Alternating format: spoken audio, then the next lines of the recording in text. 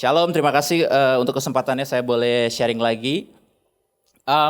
Seperti biasa, ya mungkin kalau ada yang belum kenal, perkenalkan nama saya Surya Putra. Saya mengembalakan di KGC RCC, di Sesetan. Ya, saya punya satu kebiasaan seperti yang saya sering selalu bilang bahwa saya suka menyusahkan. Saya punya hobi itu suka cari masalah. Saya punya hobi nggak menerima pekerjaan yang mudah. Jadi saya bikin aturan saya sendiri. Lalu saya bilang bahwa saya tidak boleh pakai tema rock sebagai judul khotbah saya. Dan itu ternyata benar-benar menyusahkan saya. Ya, saya yang bikin aturan untuk diri saya sendiri dan itu menyusahkan saya dan akhirnya ya udah. Saya harus konsisten. Saya tanya Tuhan apa judul khotbah saya untuk 1 bulan ini, tapi saya nggak mau pakai Faithful to the King. Ya, temanya Faithful to the King. Akhirnya Tuhan kasih hikmat, CEO Room. Oke, sebelum saya masuk ke CEO Room, biar saya kasih prolog kenapa ada ini. Ngomongin kesetiaan itu susah. Ya, ngomongin kesetiaan itu susah. Kenapa? Yang ngomongin orang yang nggak setia masalahnya. Betul nggak? Ya. Mau sekecil apapun kalau udah dibilang setia, ya harus setia. Ya, it's not about hanya tentang relationship, tapi dalam pelayanan, dalam pekerjaan, di dalam apapun. Ketika kita ditanya kesetiaan, itu susah. Ya, makanya ada hashtag diet mulai besok. Ya, oke. Jadi gini, saya muncul sebuah pertanyaan. Kenapa kita harus setia? Ya, saya tanya ke orang-orang yang belajar di estetik. Kenapa kita harus setia? Saya cari ayatnya. Gak ada satupun yang menunjukkan tentang itu. Ya, kalau ditanya, kenapa kita harus kudus? Ada ayatnya, sebab Bapamu kudus. Tapi kalau dibilang kesetiaan, agak susah. Terlalu seperti apa ya? Seperti disembunyikan oleh Tuhan. Dan kita harus mencari tahu itu. Nah, saya akan kasih gambaran gini. Kenapa kita harus setia? Karena kalau kita mau melihat kemuliaan Tuhan, kita harus jadi orang yang setia. Ya. Bahasa gampangnya itu seperti ini. Hanya orang-orang setia yang pada akhirnya yang akan melihat kemuliaan Tuhan. Ya. Saya kasih analogi paling gampang. Saya orang film, saya suka nonton film, dan kalau saya mau tahu keseluruhan akhir cerita, mungkin ada satu film yang ini kenapa begini ya, ini kenapa begitu ya, ini kenapa seperti ini ya, ini kenapa mesti ketemu ini ya. Tapi kalau saya mau tahu keseluruhan cerita, akhirnya seperti apa? I have to stay. Saya harus setia sampai film itu selesai. Saya harus diam sampai cerita itu selesai. Dan pada akhirnya saya akan ngerti. Oh gini toh, cerita utuhnya itu begini toh. Ya.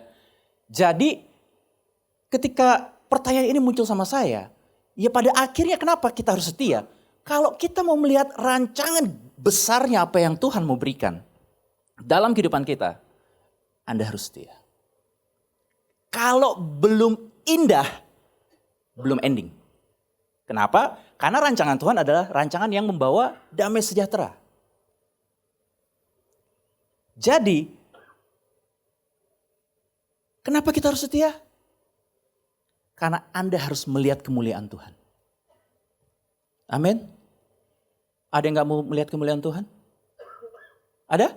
Pada mau semua kan? Mau semua kan? Stay. Ya. Lalu ketika saya berusaha untuk mendefinisikan lagi. Apa sih itu setia? Ya. Apa itu setia? Saya cari di KBBI, kurang pas. Kenapa? Karena kayaknya lemah di sisi ini. Saya cari lagi kamus yang lain, lemah di sisi ini. Kurang pas. Tuhan saya bilang, Tuhan apa? Apa definisi setia versi engkau? Lalu Tuhan kasih hikmat lagi.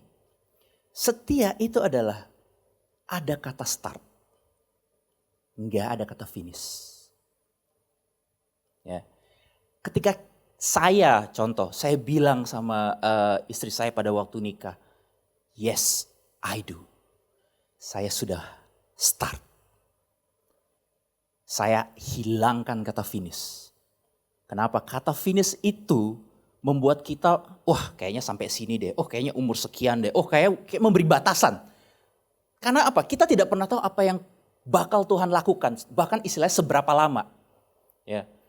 Ketika Nuh membangun bahtera, Tuhan kasih tahu berapa lama? Enggak. Lakukan saja. Dicemooh, iya. Dibilang gila, iya. Dibilang yang aneh-aneh, iya. Tapi pada akhirnya yang melihat kemuliaan Tuhan siapa? Nuh. Kalau Tuhan bilang, stay. Asal itu jalan Tuhan. Jangan seperti khotbah-khotbah saya yang lain. Tersesat di jalan yang benar. Udah tahu tersesat masih di stay in ya, Anda yang salah. Ya. Nah, saya selalu suka bawa ini. D.L.'s Prayer. D.L.'s Prayer itu David Limanto Prayer. Saya nggak usah cerita lagi ya, udah sering. Jadi, kalau ada yang belum tahu, intinya seperti ini. Pak David atau Ko Gyong itu berdoa buat saya, Tuhan jangan pernah memberikan perkara yang mudah untuk anak ini. Begitu, selama 5 tahun. Are you happy with that? Ya, saya ketika didoain seperti itu, saya marah, saya kesel, saya dongkol, bahkan lihat plat nomor mobil Ko Gyong aja saya males. Ya, kenapa? Disitulah saya tahu bahwa doa orang benar, besar kuasanya. Di situ saya tahu Ko Gyong orang benar. Setelah selesai doa itu, hidup saya susah. Ya, hidup saya susah. Jadi ini bikin saya mau berhenti. Saya berkali-kali cerita sama teman-teman saya, I wanna quit. No. Mereka bilang, enggak. Untuk itu kamu diciptakan. Berkali-kali. Nah, dulu ketika saya didoakan seperti ini, saya anti banget. Ya, saya nggak ngerti kenapa waktu itu Ko Gyong doain saya. Saya benar-benar nggak ngerti. Tapi ketika tahun berganti tahun akhirnya ngerti. Kayaknya ini deh maksudnya. Untung saya didoain seperti itu. Sampai pada akhirnya, ketika saya ulang tahun, bahkan gak usah ulang tahun. Ketika saya punya waktu teduh bersama Tuhan, saya yang berdoa, Tuhan jangan pernah berikan perkara mudah untuk saya. Kenapa? Supaya saya bergantung sama Engkau. Ya. Kalau bisa dibilang gini, kalau semua mudah, semua orang bisa lakukan. Betul? Ya. Karena itu susah, itu jadi bagianmu. Tapi pada akhirnya, ya, ada satu damai sejahtera gini. Kok kalau saya nyerah, damai sejahtera itu hilang gitu loh. Ya. Pada akhirnya saya bilang, oke, kasih saya waktu untuk saya punya waktu sendirian, my me time. Ya, my me time. Akhirnya dia pergi, di rumah saya matiin lampu, saya masuk kamar, saya bersujud di sebelah kasur saya dan saya bilang, Tuhan, saya gak mampu.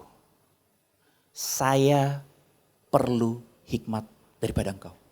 Seketika itu, hikmat itu kayak keran yang dibuka, Bapak Ibu Saudara. Kayak, setelah ini kamu bikin ini, Yon. Setelah ini kamu bikin ini, setelah ini kamu bikin ini, setelah ini bikin ini. Ya. Nah, disitulah pada akhirnya saya ngerti. Khotbah ini muncul. CEO Room. Setiap daripada jabatan di pekerjaan pasti punya otoritasnya masing-masing. Betul? Ya. Dari level low, middle, sampai C-level. Mereka punya otoritasnya masing-masing. Nah, C-level, entah Bapak Ibu Saudara itu CEO, entah itu CMO, CFO, dan segala macam, sisi-sisi yang lain, ya, Anda akan tetap punya otoritas di atasnya lagi, walaupun itu C-level. Yaitu apa? Namanya PSP. Ya, ini sedikit pengetahuan. PSP itu apa? Pemegang saham pengendali. Ya. Jadi, ketika saya dipercayakan untuk running sebuah perusahaan dari PSP, ya, dia minta siapin 1 bulan ke depan, siapin 3 bulan ke depan, 6 bulan ke depan, 1 tahun ke depan, 2 tahun ke depan. Startup harus minimal 5 tahun ke depan. Otak saya nggak nyampe. Ya. Otak saya nggak nyampe mikir sejauh itu.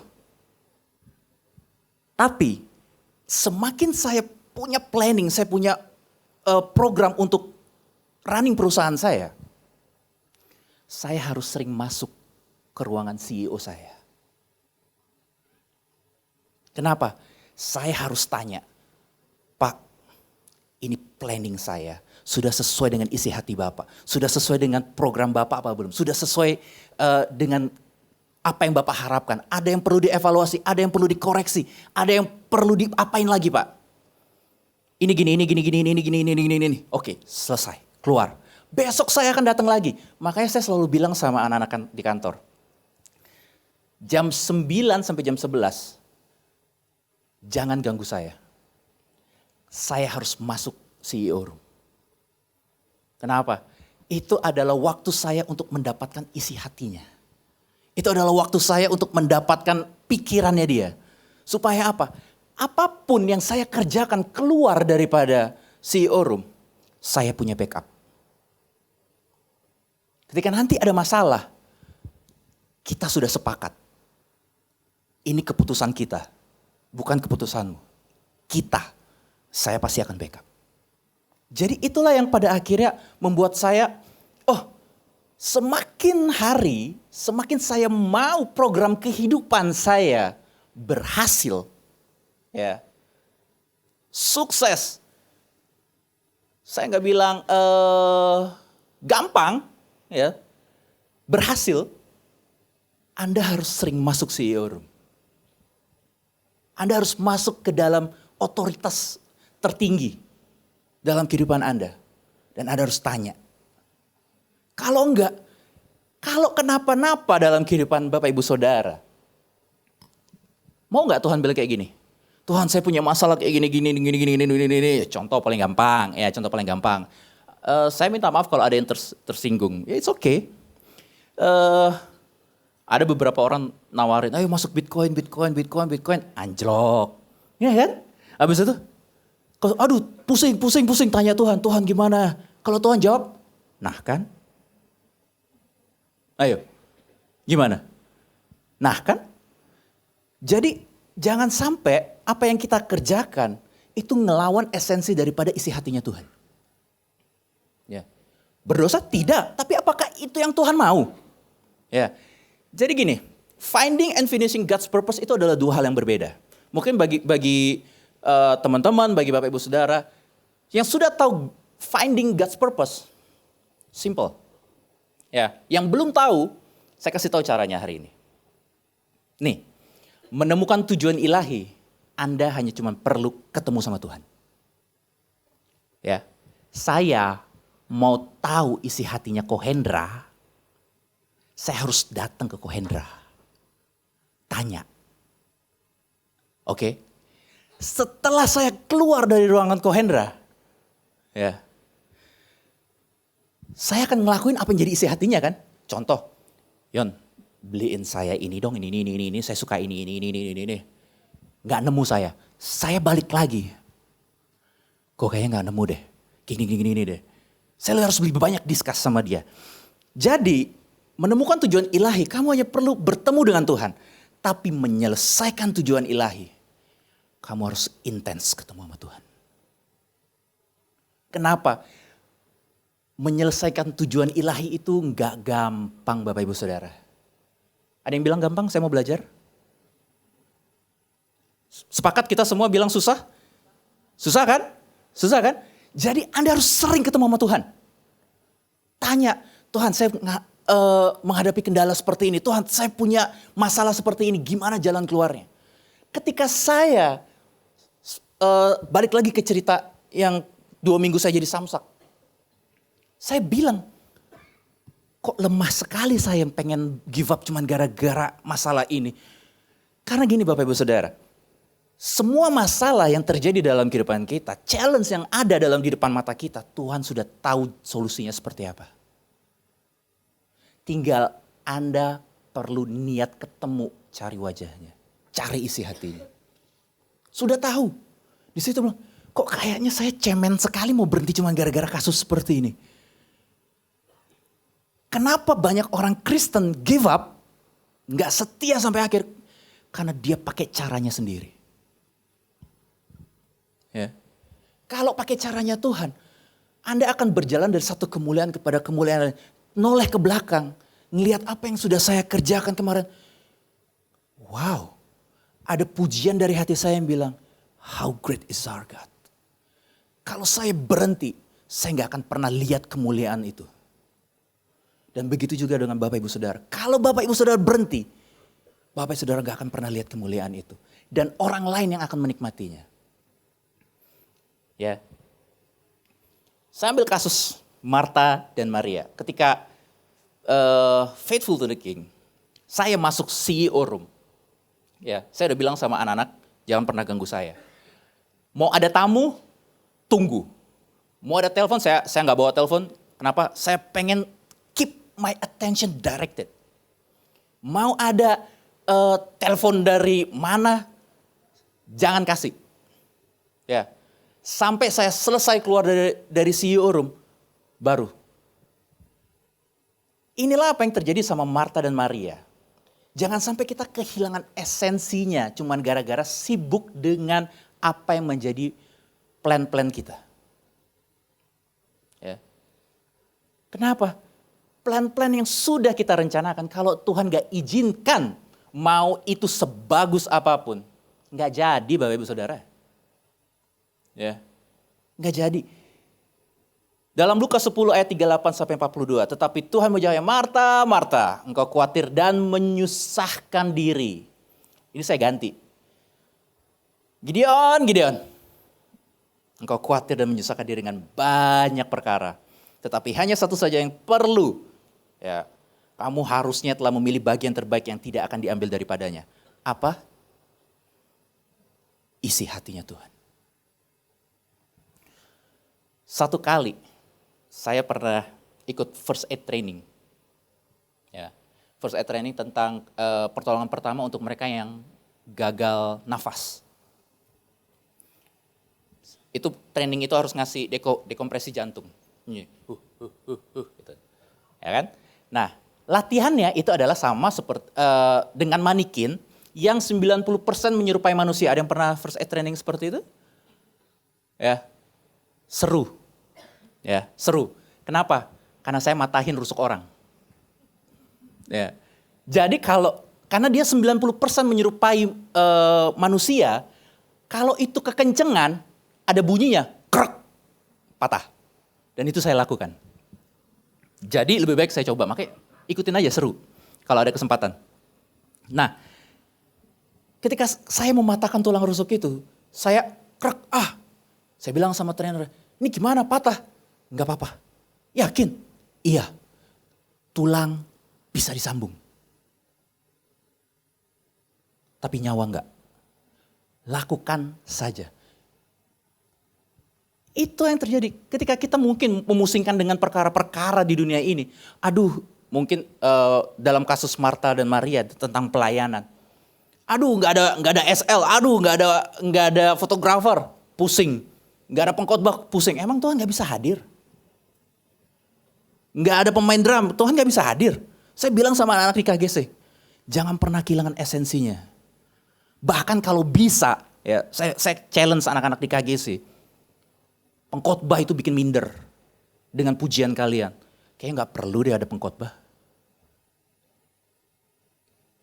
Kita worship aja, kita udah ketemu Tuhan. Tanpa itu babi bu bebu. Saya bilang seperti itu. Kalau memang itu gak diperlukan ya gak usah. Gak usah dipusingin gitu loh. Yang penting kita tahu esensinya apa. Misalnya contoh. Kalau kita berani nanya. Kita ada orang ulang tahun. Terus kita berani tanya. Mau hadiah apa? Saya kasih tahu. Anda harus siap ngasih. Ya. Jadi lebih baik. Ya. Jadi lebih baik persiapkan budgetnya dulu. Ya, daripada mau hadiah apa gaya-gayaan, saya minta rumah mau apa? Ya, nggak bisa kan? Ya udah nggak usah nanya, gitu kan? Nah, itu pernah saya lakukan, saya alami juga ketika saya ulang tahun.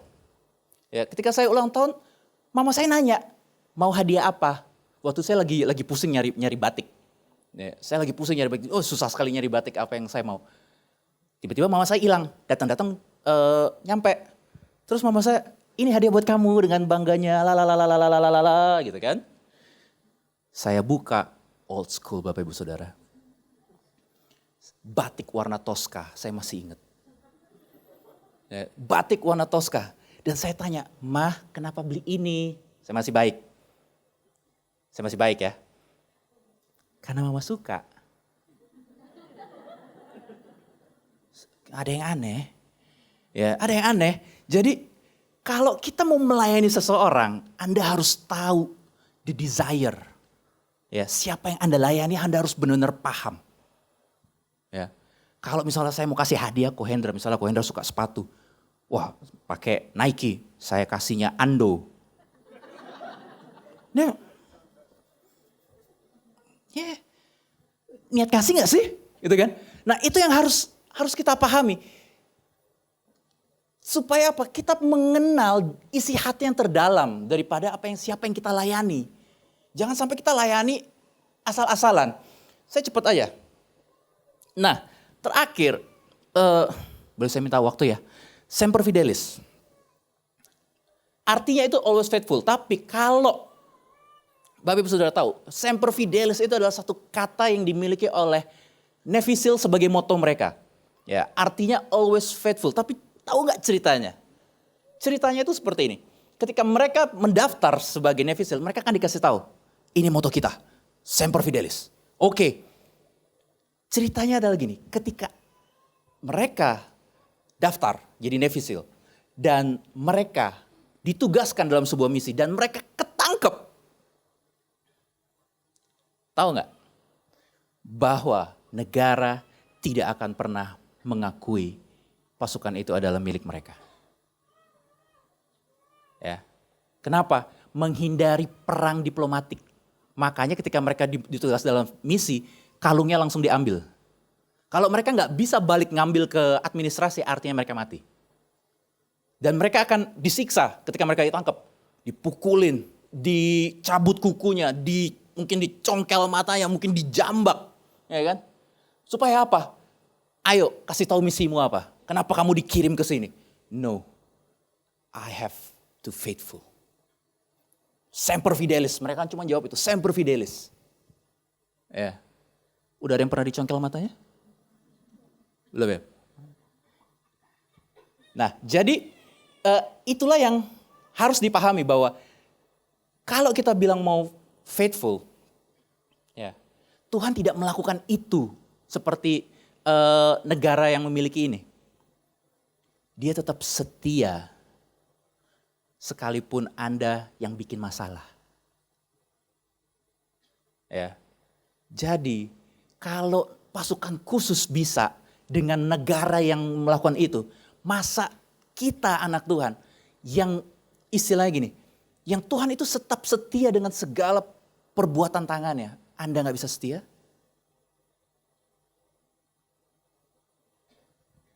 Saya hanya bisa bilang, pemain musik boleh kembali. Saya hanya bisa bilang bahwa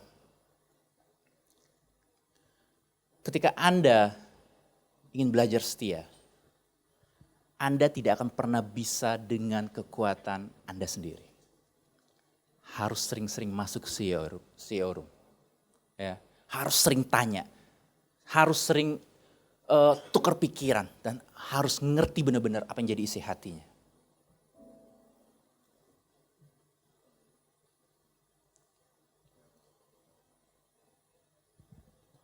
Saya ketika